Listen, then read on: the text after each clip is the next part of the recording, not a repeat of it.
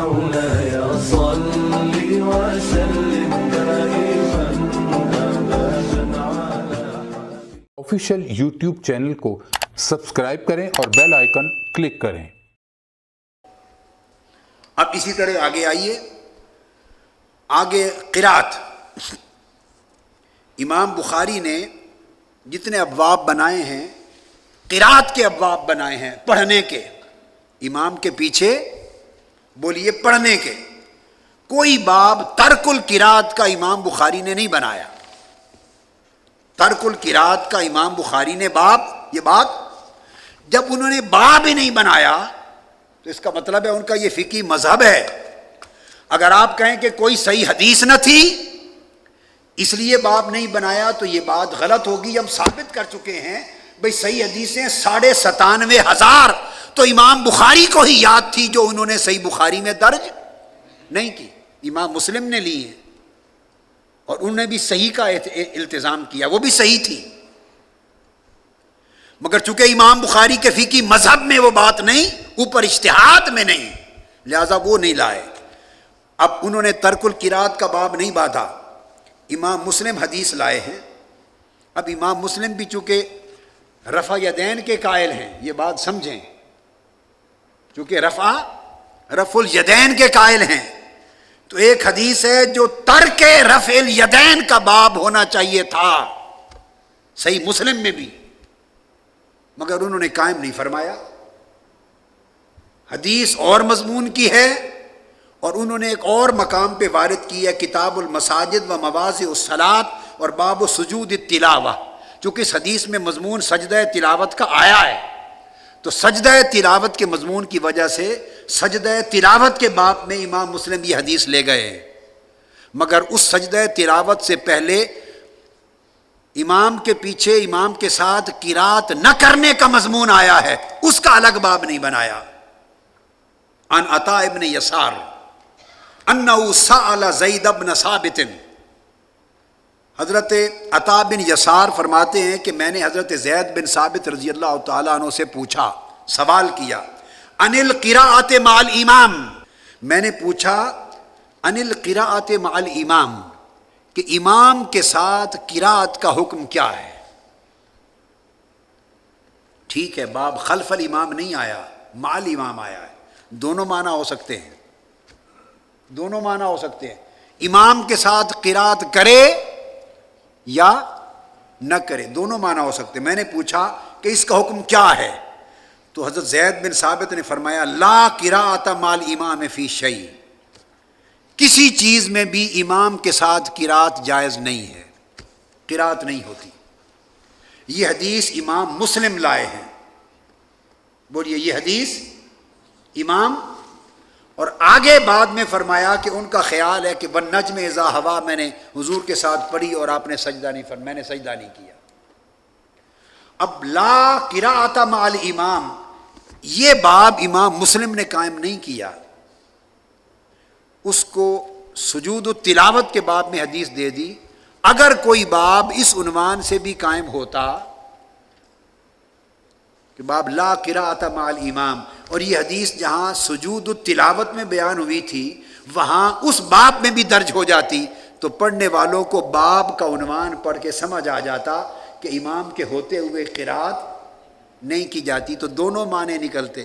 مگر ہوتا یہ ہے کہ امام حدیث جب ایک باب قائم ہی نہیں کرتا اور احادیث اس باب میں پھر نہیں لاتا یا دوسرے باب میں لاتا ہے تو پڑھنے والے کا ذہن پھر اس طرف التفات نہیں کرتا۔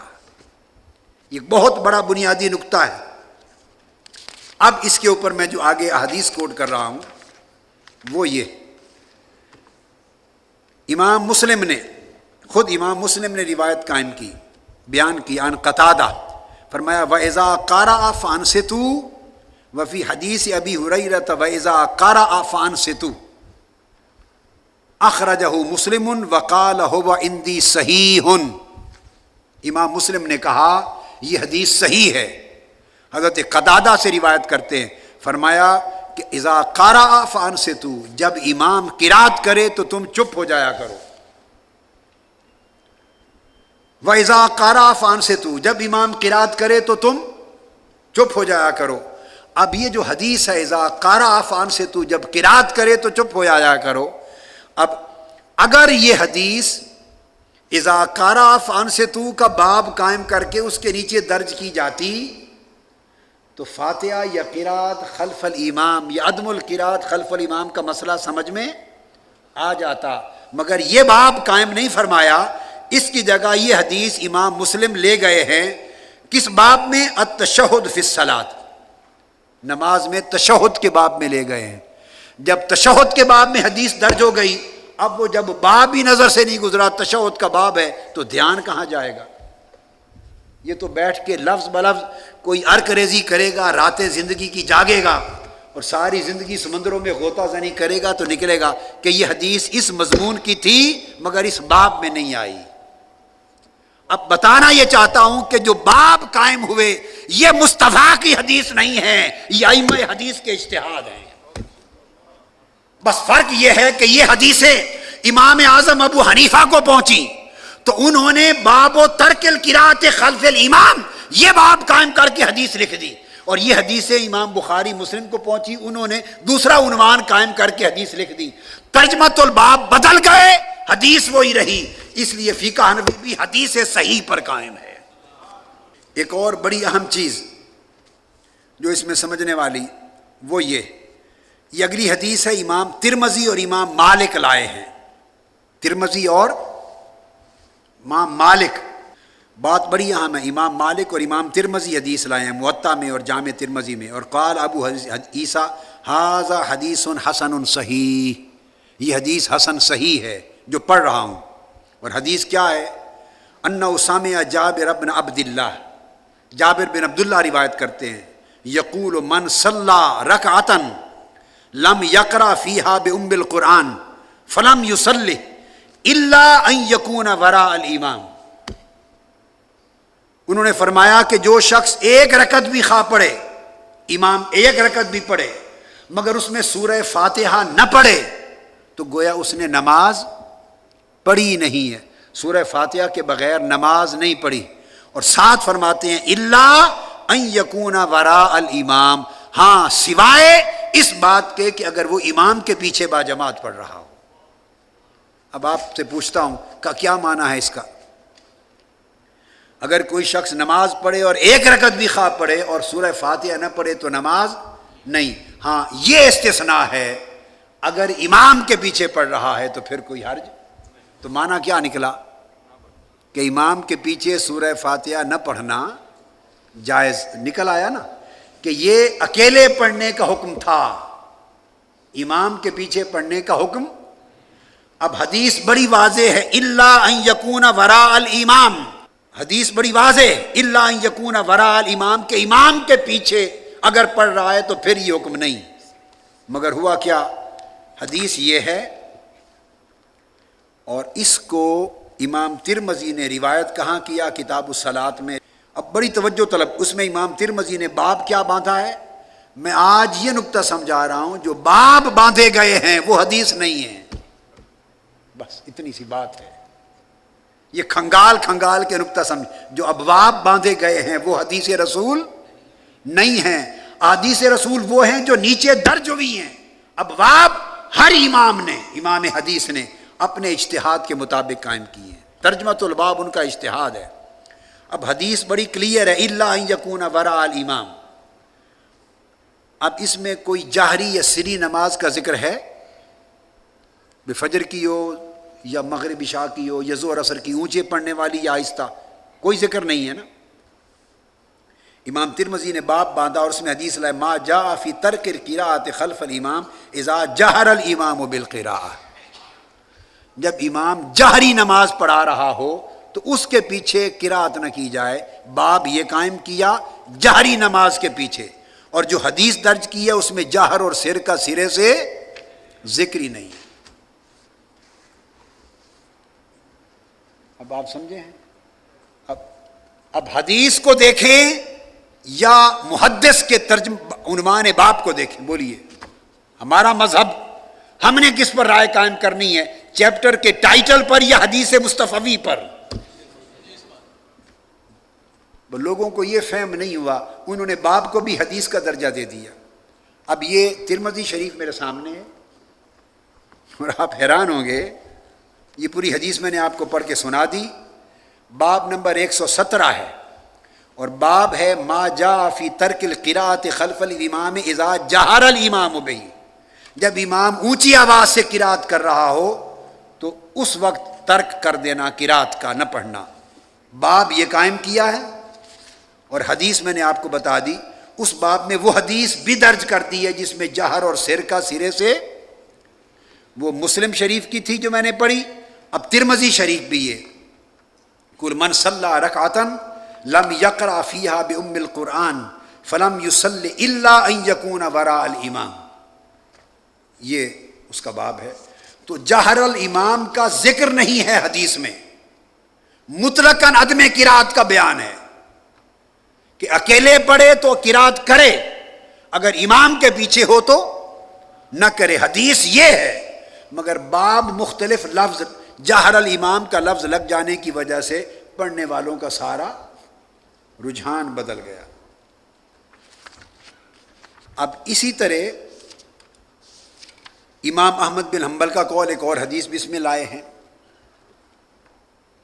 اب یہ حدیث امام ترمذی، سنن ترمذی لکھیں، باب نمبر 76، باب نمبر 76 امام ترمذی نے باب قائم کیا۔ میں آج آپ کو بخاری کے باب، حدیث الباب اور ترجمۃ الباب کی بحث سمجھا کر بخاری، مسلم، ترمذی سب کا موازنہ کروا رہا ہوں۔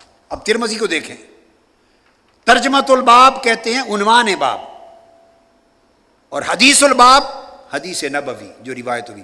باب امام بخاری نے قائم کیا باب رفع الیدین عند الرکوع۔ کیا باب ہے؟ رکوع کے وقت رفع یدین کرنا، باب کا عنوان یہ ہے۔ جو حدیثیں تو رکوع کے وقت رفع یدین کی ہیں وہ تو اس باب کے تحت آنی چاہیے، آنی، اور وہ حدیثیں جو رکوع کے وقت رفع یدین کا ذکر ہی نہیں ہے، وہ بہتر ہوتا کہ وہ اس باب کے تحت درج نہ فرماتے، ان کے لیے الگ باب قائم ہوتا، تو پھر یہ حنفیہ پر اعتراض نہ آتا۔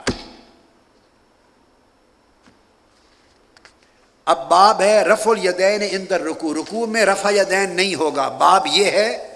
اس میں دوسری حدیثوں کے ساتھ اب میں حدیث پڑھ کے سنا رہا ہوں۔ اس باب کے تحت امام ترمذی جو حدیث لائے ہیں وہ ایک حدیث یہ بھی ہے، قال عبداللہ ابن مسعود رضی اللہ تعالیٰ عنہ الا اصلی بکم صلاۃ رسول اللہ، کیا تمہیں حضور علیہ السلام کی نماز پڑھ کے نہ دکھاؤں؟ عرض کیا دکھائیں۔ فصلی، پر نماز پڑھی، فلم یرفع یدیہ الا فی اول مرۃ، انہوں نے نماز پڑھی اور سب سے پہلے ہاتھ رفع یدین کیے تکبیر تحریمہ کے بعد افتتاح میں، اور پھر ساری نماز میں کہیں رفع یدین نہیں کیا۔ حدیث ہے ساری نماز میں رفع یدین نہیں کیا، اور درج یہ حدیث کس باب میں کی ہے؟ رفع الیدین عند الرکوع، رکوع کے وقت رفع یدین کرنے کے باب میں۔ حق ہے، ہمارا احترام ہے، یہ ہمارے امام ہیں سب ہمارے سر اور آنکھوں پر، تو میں یہ عرض کر رہا ہوں، تنقید نہیں کر رہا کسی پر، کیا مجال، گناہ ہے، ان کے قدموں کی خاک ہماری آنکھوں کا سرما ہے۔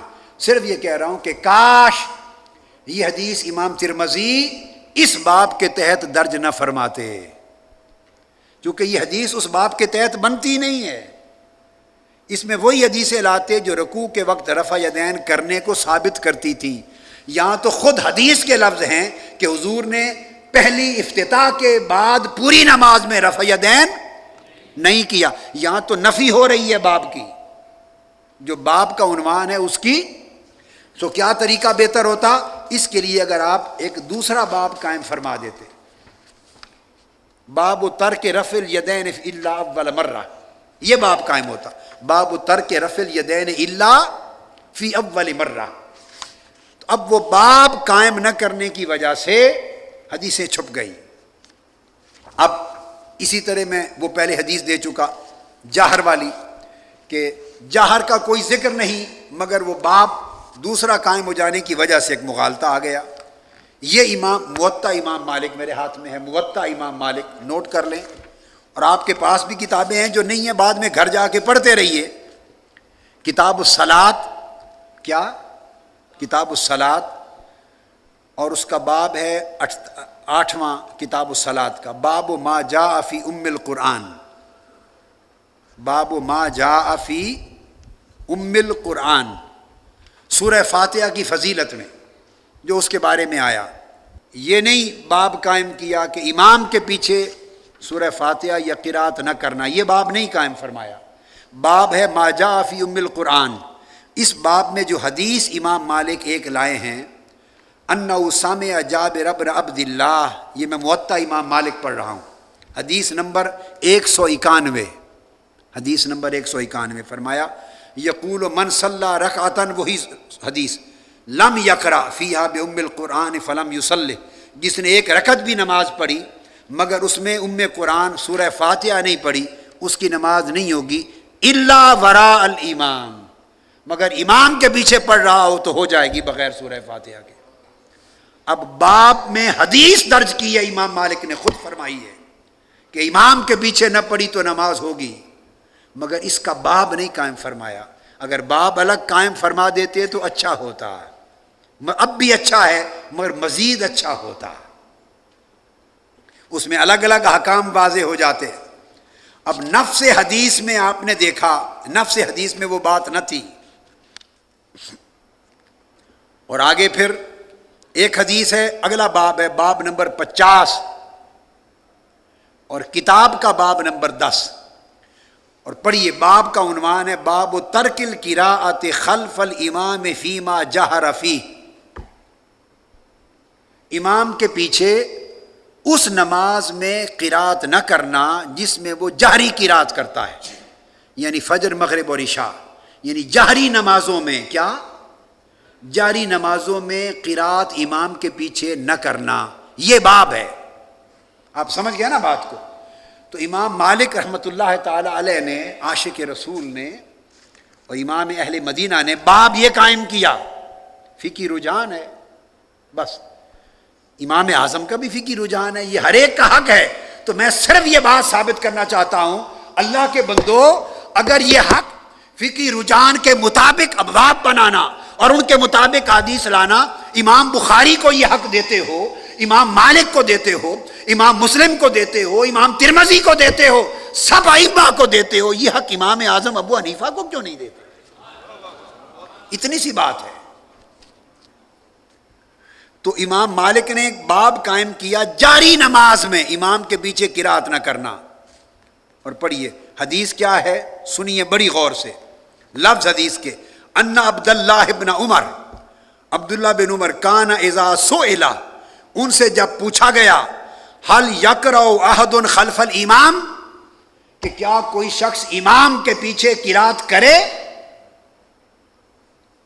اس حدیث میں، سوال میں جہری غیر جہری کا کوئی ذکر ہے؟ بولیے، آپ علماء بیٹھے. میں پھر دوہرا رہا ہوں، اذا کان سئل حل یقرأ احد خلف الامام، کیا امام کے پیچھے قرات کی جائے یا نہ کی جائے؟ جہری سری کا کوئی فرق یہاں کوئی ذکر ہے؟ مطلقاً سوال تھا، کیا امام کے پیچھے مقتدی قرات کرے؟ یہ پوچھا گیا. قال اذا صلی احدکم خلف الامام فحسبہ قراءۃ الامام، جب کوئی مقتدی امام کے پیچھے نماز پڑھے تو امام کی قرات اسے کافی ہوتی ہے، پیچھے مت پڑھے. یہ جواب ہے. وَإِذَا صَلَّى وَحْدَهُ فَلْيَقْرَأْ، پھر اس اطلاق کی مزید توثیق کر دی، تصریح کر دی مطلقاً کہ جب امام کے پیچھے اذا صلی احدکم خلف الامام فحسبہ قراءۃ الامام، امام مالک بیان کرتے ہیں، عبداللہ بن عمر نے جواب دیا، جب کوئی مقتدی کبھی بھی امام کے پیچھے نماز پڑھے، خواہ جہری ہو یا سری، نفس حدیث میں، متن حدیث میں، سوال میں اور جواب میں کہیں بھی جہری سری کا بیان نہیں، مطلقاً. تو پڑھے یا نہ پڑھے، آپ نے فرمایا اذا صلی احدکم خلف الامام فحسبہ قراءۃ الامام، جب تم میں سے کوئی امام کے پیچھے نماز پڑھے تو امام کی قرات مقتدی کو کافی ہوتی ہے. یہ جواب تھا. اور پھر آگے فرمایا وَإِذَا صَلَّى وَحْدَهُ فَلْيَقْرَأْ، اور جب وہ شخص اکیلا نماز پڑھے تو تب قرات کرے۔ اب حدیث اپنے معنی میں، اپنے مفہوم میں، اپنے ابلاغ میں بڑی واضح ہے، مبہم نہیں ہے، شک و شبہ اور التباس سے بال آتا رہے، مگر کیا کریں؟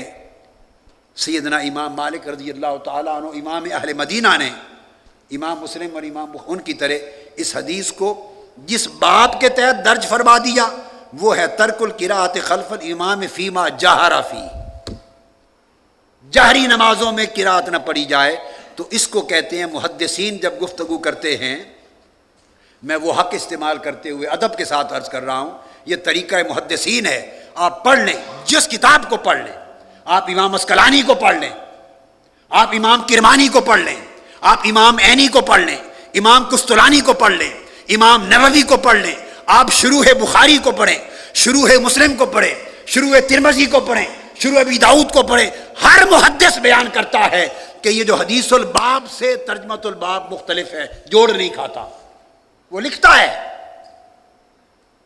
کہ حدیث الباب سے ترجمۃ الباب ثابت نہیں ہوتا، کبھی بیان کرتا ہے کہ ترجمۃ الباب اور حدیث الباب میں اختلاف ہے،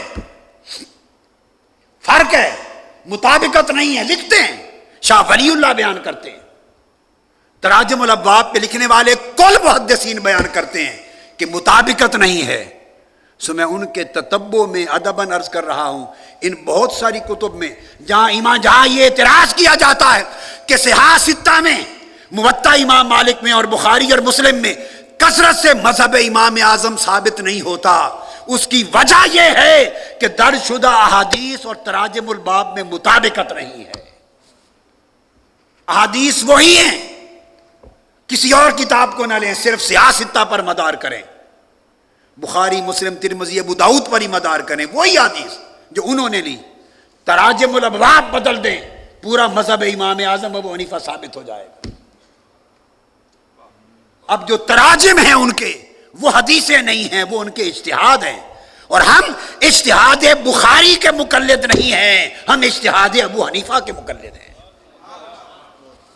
امام بخاری ہمارے امام ہیں، امیر المومنین فی الحدیث ہیں، امام مطلق ہیں، امام الائمہ ہیں، امام الحفاظ ہیں، سب سے بڑے سرتاج ہیں، سورج ہیں، مگر روایت حدیث کے، فقہ الحدیث کے نہیں،